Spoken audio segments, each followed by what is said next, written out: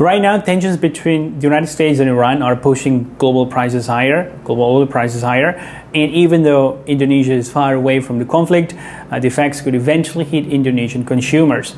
Indonesia consumes an enormous amount of oil every day. This country uses about 1.6 million barrels of oil per day. That's roughly 254 million liters every single day, or about 92 billion liters every year. But here's the problem. Indonesia does not produce enough oil to meet its own demand. Indonesia produces only around 600,000 barrels of oil per day domestically. That means Indonesia must import about 1 million barrels of oil every day. Now, where it's about 63% of Indonesia's oil is imported, only 37% comes from domestic production. This is extremely important because when a country imports more than half of its oil, it becomes very vulnerable to global events. If something disrupts the global oil market, Indonesia immediately feels the impact.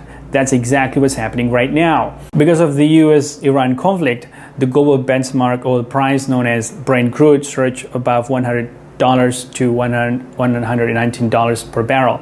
That's the highest level since 2022. In some trading sessions, oil prices jumped 20% to 25% in just a few days. Oil prices usually move slowly, so when prices jumped that fast, it usually means traders are worried about major supply disruptions. The biggest fear right now involves a narrow shipping route called the Strait of Hormuz. The small waterway connects the Persian Gulf to the rest of the world, but despite its size, it carries about 20% of the world's oil supply every single day. If Iran were to close the Strait of Hormuz, oil prices could spike dramatically, and that would affect every country, including Indonesia. But when global oil prices rise, Indonesian consumers often don't feel the increase immediately because the government uses fuel subsidies. For example, if global oil prices rise from $80 to $110 per barrel, the government may temporarily pay the difference to keep the prices stable. Indonesia has allocated around 381 trillion for energy subsidies.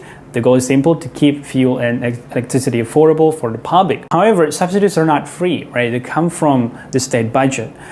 So when global oil prices stay high for a long time, the government faces a difficult choice: increase subsidies and strain the budget, reduce subsidies and raise fuel prices, or find alternative energy sources. This is why global oil shocks can eventually affect everything from transportation costs to inflation. And to reduce risk, the government is also trying to diversify oil imports. Instead of relying heavily on the Middle Eastern supply routes, Indonesia is increasing imports from other countries, including the United States and other regions.